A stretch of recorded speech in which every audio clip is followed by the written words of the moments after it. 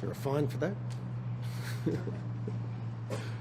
All good to go? Thanks very much, everyone. Thanks for coming at such short notice. I want to give you a COVID-19 update about a case that WA health authorities are dealing with at the moment. New South Wales, so please bear me while we step through the details of this. There's more information to come. New South Wales Health is reporting a New South Wales truck driver who was in Western Australia on the 16th and 17th of September has returned a positive PCR test for COVID-19. Can I stress that some of the details may change? That's because our contact tracing team is literally in the middle of double and triple checking a lot of this information as we speak. But it's important that you get the details as soon as we can bring them to you. On Monday, September the 13th, a New South Wales truck driver completed a routine freight driver's COVID-19 screening test before he left New South Wales. This test was negative.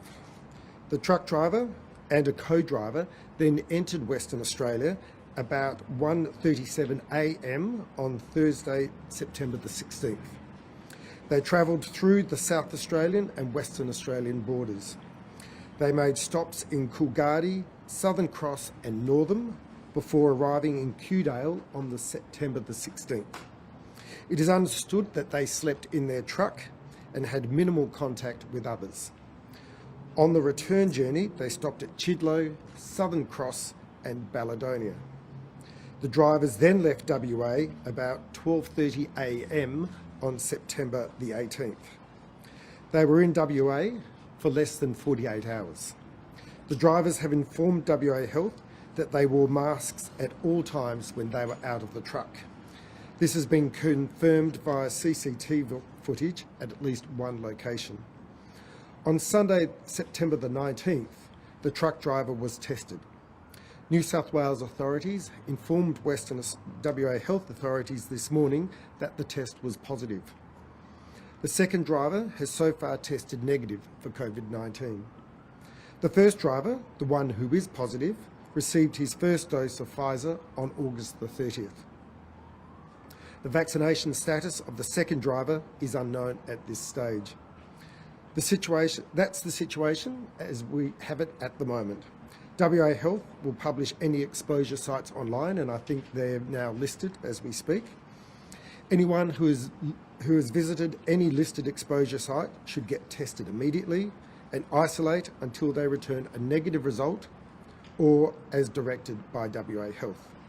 Also, anyone who is experiencing any symptoms, even mild, should get themselves tested and isolate until they return a negative result. We will keep you updated this afternoon and provide any information as soon as it comes to hand, but I'll hand you over to Chris Dawson for a few remarks. Thanks, Minister. The situation that we have in front of us is that based on the public health advice, there is no change being contemplated in terms of borders, in terms of the risk profile, and I expect that we'll get questions, for instance, about the AFL Grand Final. There is no change that is being planned in respect of the conduct of the game or indeed any other conditions. What we have in front of us is early information which has been confirmed that one truck driver has tested positive. I've seen some of the TV footage already. I've been briefed, and we know that with some precision, because we have quite strict border controls with the GTG pass, we know that he was met by a police officer at Eucla, and we've confirmed through our tracking and tracing, and this is being conducted by the Department of Health with assistance from police, and we will be very thorough in ensuring that any contact with anyone will be subject to very rigorous screening, and we're getting good cooperation. So at this point in time, there is no change being contemplated for the broader community, and we will continue to keep you informed. I just wish to make a couple of comments about the AFL Grand Final. When you are attending there, if you've got a ticket, that's good, but what we do want you to do from a public safety point of view is take the time to go there early and expect that there may be some delays. Obviously, it's a full house. What we don't want is people in a crowd crush going in at the last minute. So enjoy the events that are taking place, both outside the stadium and obviously the main event inside. What we don't want from a public safety perspective is people all rushing in at the same time. So let's use your common sense. There'll be hundreds of police on duty, in addition to the security that is good and well planned, both outside and inside the stadium. There'll also be extensive policing of hotels, night spots, other events that people have on grand final day. We ask people just to enjoy the opportunity, enjoy the atmosphere, enjoy the event, and don't do it at the risk of others or yourself. We just want everyone to really enjoy the festive activity, but understand that at this point in time, we will keep you informed on any changes, and we don't anticipate at this point in time, based on the advice we've got, that everything is going ahead as planned, even though we are still examining this particular truck driver and their movements. That's all I particularly want to say at the moment, and I think the Minister might be available to answer any questions. Thank you, Commissioner. And of course, I've got Dr. Paul Armstrong here to answer any detailed health questions. So, Minister, from those stopping places that you mentioned, I'm assuming that they are roadhouses rather than Coolgardie the town. It's Coolgardie a roadhouse? Typically, yes. I mean, obviously, places they stop to refresh or refuel. And so would that mean that most of the visitors there, are also in transit going somewhere? So does that make it a bit harder than a confined spot? Well, look, I'm sure that it presents its own unique challenges. It's not a situation which is unknown to the contact tracing teams. They've done this before. But obviously we'll be working both with the management of these places, but also utilising their CCTV to really understand just what the exposure sites, the dimensions and the characteristics of the exposure sites are. And normally the call is for people to go and get tested if you've been at those exposure sites. Is it, how do they do that in a remote situation like that? Would you send teams out to test? If necessary, yes, but can I just provide for the public information with regards to testing locations. We have one in Northam. They can go to the Northern Health Service in Robinson Road, Northam. In Southern Cross Health in Coolgardie Street, Southern Cross. The Kalgoorlie Health Campus, which is at Piccadilly Street, Kalgoorlie, and Norseman Hospital in Talbot Street in Northam. But of course, anyone who feels that they should be getting themselves tested can contact 13 COVID for any other information they might need. So staff at Balladonia, who I'm assuming are they allowed to keep working, or do they have to quarantine so that other people coming through there's no contact? Well, the contact tracing teams will work with them so that they can understand the exposure, if there is any, and two, what they have to do to maintain a safe venue. You said that one of the truck drivers who tested negative to COVID shortly before arriving in WA. What about the second driver? When was their last negative test? They've both been tested since arriving back at New South Wales. One is returned a negative result, and the other a positive. But the truck driver who is not now positive, was he tested prior to arriving in WA? Could he have infected his cabmate? Look, I don't know the answer to that question, but we're assuming not. Obviously, it's really encouraging that the second driver is not positive. He may have resolved the disease, but the suggestion is that he just simply hasn't contracted the disease. So that's obviously really encouraging because we know these two drivers would be in close contact with each other. So is the working theory that this driver picked up COVID in New South Wales after getting back to New South Wales? Well, that's my working theory, but I'll get Paul to make a comment in relation to that. Just simply, are you categorising this as a very low risk to the WA public? Look, I think it's low risk, but I'll ask Paul to just clarify that. Would you know how many people at this stage could have been exposed to it? Dozens, hundreds? No, we're literally working on that at the moment. I can imagine with some of these stops that there wouldn't be many people.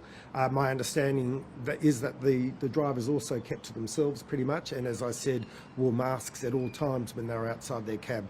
So from that perspective, I don't think the number of close contacts would be very high at all. Minister,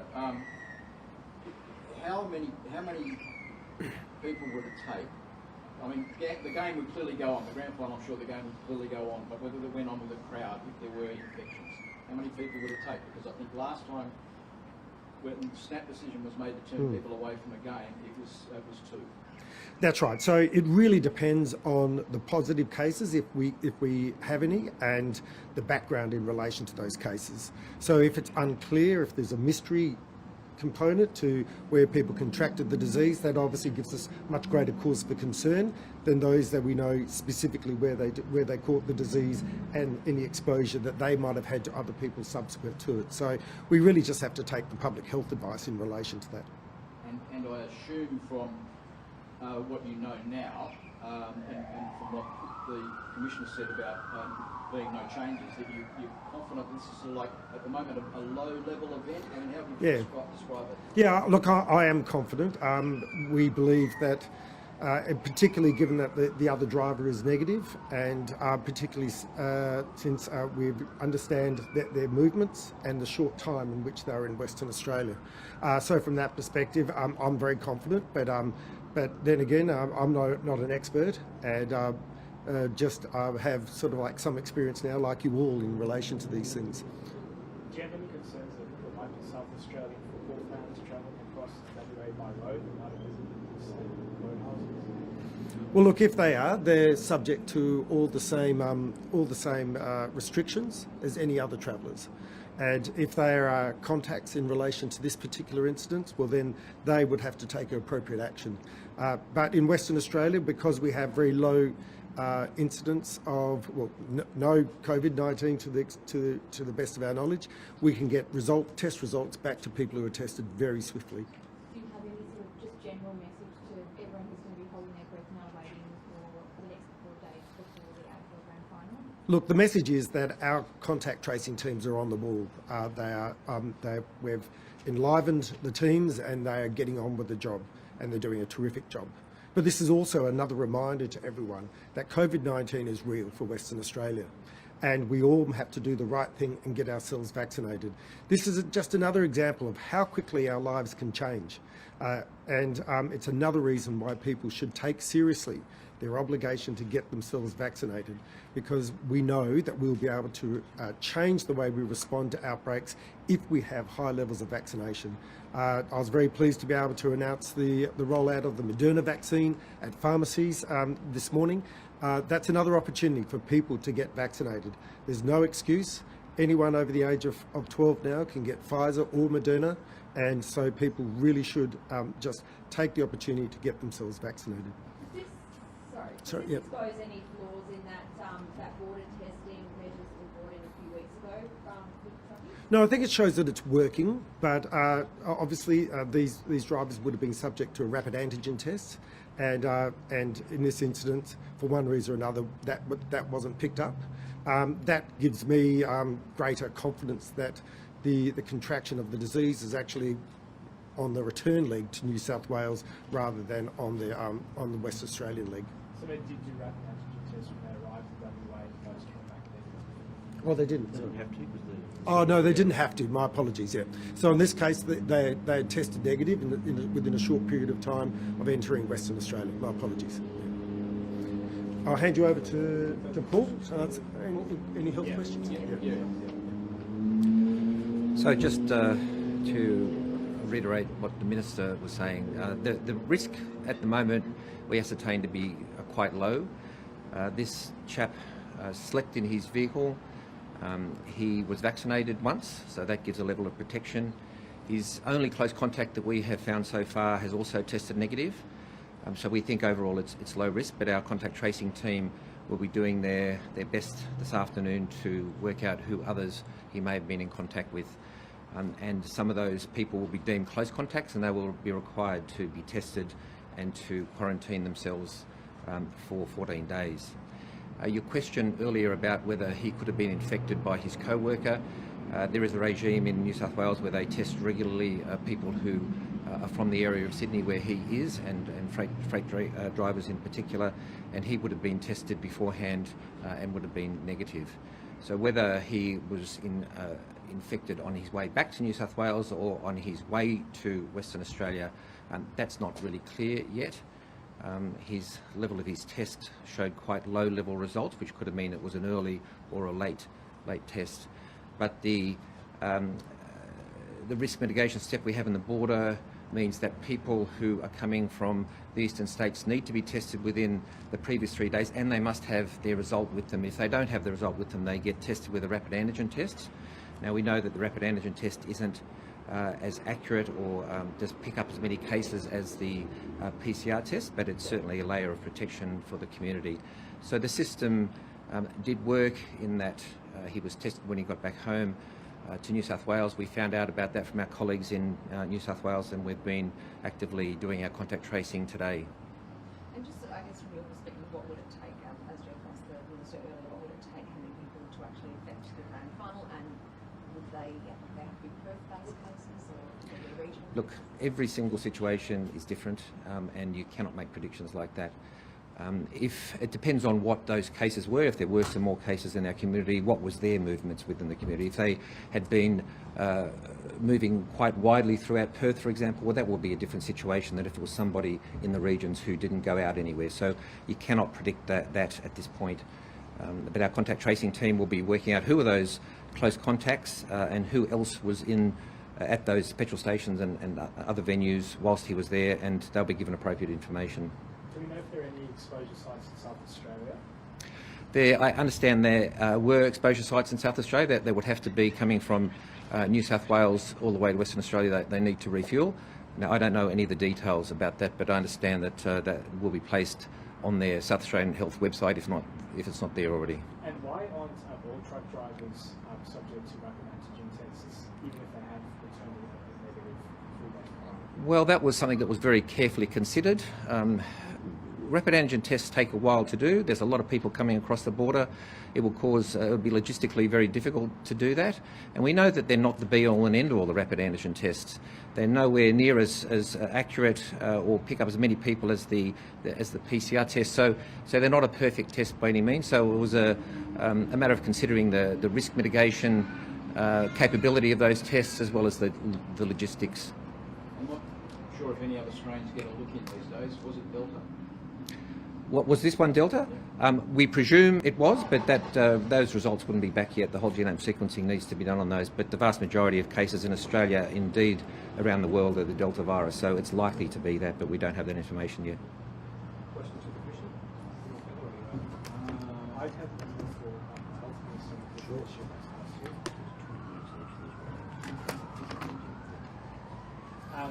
This morning you spoke about potentially making vaccines mandatory for the construction sector. What about teachers? Is that under consideration at the moment? Look, there's obviously the Chief Health Officer is considering a range of things in relation to mandatory vaccination. I'm not aware that that's a live issue at the moment.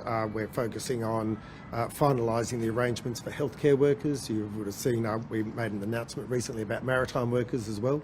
So we're really just, I guess, looking at each of the industry sectors to work out what the public health risks are. But I'm not aware of it. No. Victoria, as I understand, mandated for teachers today. So I mean, obviously that would have to be I know you don't have the same. Yeah.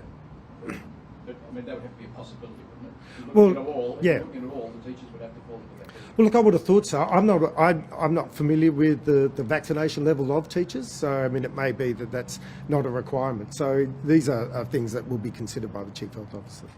Thanks, everyone. Thank you very much. Yeah, sorry. Workers. Yep. Did you expect the industry to work on that?